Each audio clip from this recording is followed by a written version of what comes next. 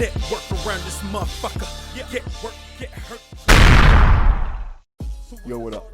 It's your boy, 6'3" black male. The last couple of days I've been kind of brainstorming, working on a little something, jotting down some notes, and I want to share it. I know for the last, since Kamikaze, even before that, but since Kamikaze, there's been a handful of people that have said they want M out of hip hop. Besides that being selfish and ridiculous as a statement, these people seem to have the vanity to think that they have the right to choose what we should all listen to. And some have even said that erasing M's entire existence in hip hop wouldn't harm hip hop. So let's explore that. Let's go, okay. Aftermath Records, which came about in 1996 when Dre left Death Row. Dr. Dre and Jimmy Iovine signed Eminem in 1998. But where would Dre be if there was no signing of Eminem in 1998? In all honesty, we really can't answer that definitively.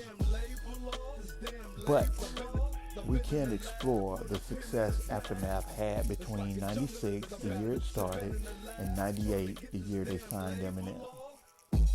Artists on the label at the time were Dr. Dre, Don Robinson of En Vogue, Eve, Rough Riders Eve, Group Therapy, Hitman, King T, RBX, and The Firm.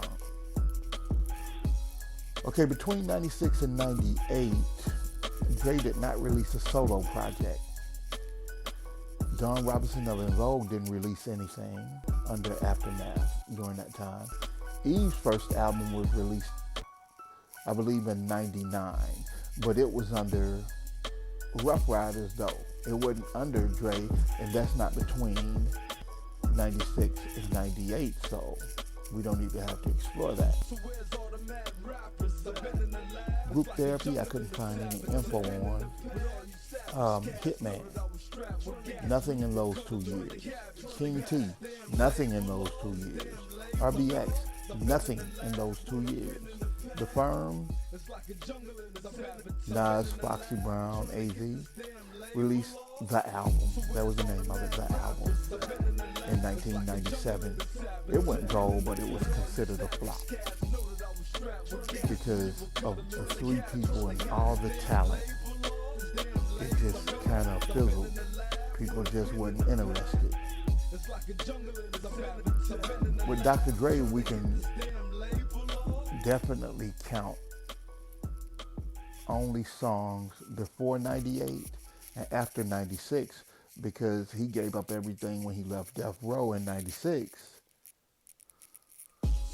Dre didn't release a solo album between 1996 and 98, but he did appear and Set It Off as Black Sam, and that was a small role. And he released the Aftermath compilation album in 1996, and it went platinum. But honestly, who remembers it? It was a G-Funk. It was more G-Funk than, than it was like pure hip-hop. And I don't want to say G-Funk isn't hip-hop, but it was more of a G-Funk sound. And at that time, G-Funk was, people were still listening, but it was kind of making its way out. And I think it was moving more into Southern stuff, but that's just what I think, how I remember it.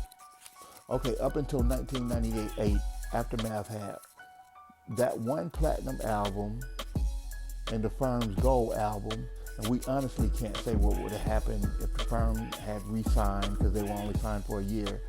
But music was kind of moving away from that sound and those kind of lyrics and the delivery, and and only a select few would remain mainstream relevant, like Jay-Z, Nas, etc. Foxy was pretty much over, and for some reason AZ never really bubbled. He never really caught on. So Aftermath could have flopped or not have become the monster label it became. Dre could have just kind of faded into the scenery like many other great producers have. So we can say if Dre had not reached this level he did with Eminem, there'd be no Beats by Dre headphones. No associated acts with Eminem would be signed to Aftermath. There would be no Shady Records. There would be no 8 Mile movie.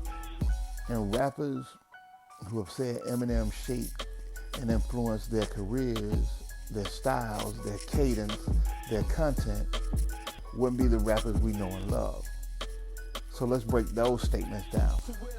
Associated acts such as 50 Cent, G-Unit, Stat Quo, The Game, Joel Ortiz, Bad Meets Evil, Griselda, Westside Boogie, D12, Obi Trice, Cassius, Bobby Creekwater, Slaughterhouse, Yellow Wolf, amongst others. They would have not been signed, or they would have not been at the level that we know them. Now, I do know I named a couple of people. Y'all may be like, well, I don't know who they are anyway. But they do have a fan base. Rappers who admitted Eminem influenced their styles, cadence, career, content like Kendrick Lamar, J. Cole, Hopsin, Logic, NF, Emma Wade, Earl Sweatshirt, Joyner Lucas, Danny Brown, Big Sean, Yellow Wolf, Royce the 5'9", and many others would not be the artists that we know and love. They wouldn't be. How could they? They wouldn't have had that influence. And some of these media outlets who hate Eminem and can't wait to say something bad about him have built an audience based off that hate. So they're making revenue because of Eminem. Some YouTube reactors have become big off their Eminem reactions. Some of our favorite songs, such as Renegade, No Love, Calm Down, Forgot About Dre, I'll Hurt You, Lose Yourself, Stand, etc., would not even exist. And we could even say that the white rappers who are in the industry wouldn't be as they are. Music would not be the same at all.